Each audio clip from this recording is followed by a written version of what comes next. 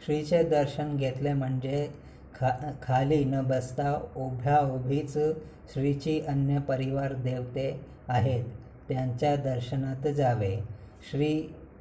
ही श्रीची सहदेवते येणेप्रमाणे आहेत.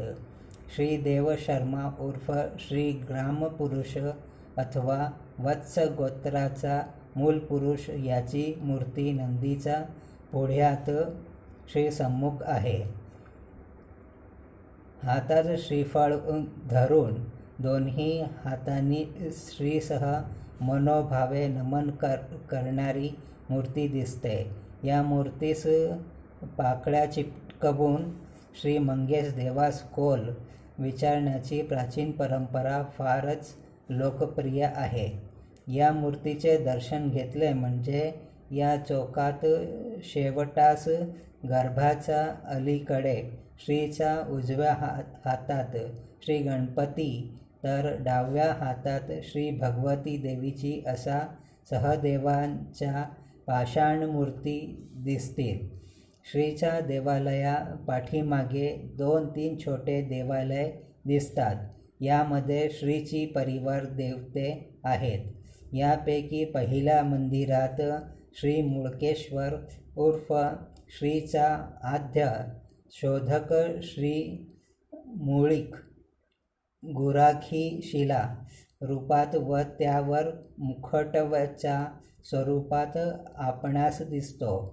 हा गुराखी श्रीचे महत्त्वाचे व जागृत दैवत म्हणून ओळखले जाते. या मुळकेश्वराच्या शेजारी आणखीन 2 मंदिरे आहे.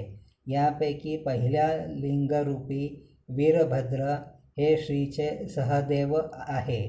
तेथेच श्री सातेरी उर्फ श्री मंगेश पत्नी पार्वतीच्या स्वरूपातील श्री शांतादुर्गा देवी आहे.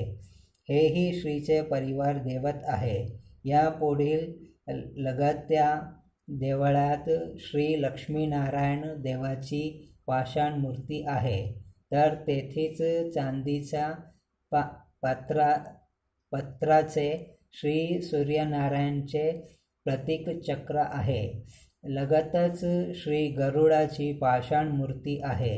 या दीपस्तंभासमोर पूर्वी दिशे दुमजली छोटी इमारत असून तिच्या मांडीवर श्रीचा नागारखाना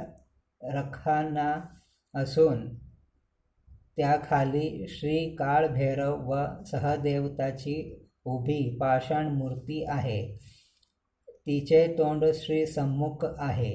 यानंतर तळीवर उजव्या बाजूस उंचावर एक मंदिर असून तेथे वारुळ रूपातील श्री सातेरी देवी, लिंग रूपात श्री निरंकार अशी देवते आहेत.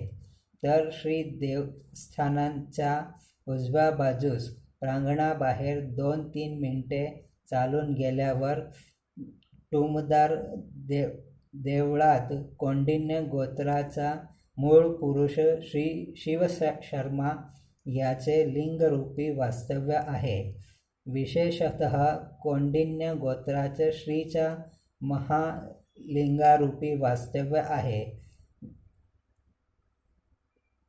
श्रीच्या महाजनांना या देवताच्या दर्शनास अनिवार्यपणे जावे लागते. या सर्व देवतांचे दर्शन झाल्यावर श्रीचे देवालयात पुन्हा येऊन श्रीचे पुन्हा दर्शन घेऊन एखादा तरी क्षण चौकात खाली टेकावे.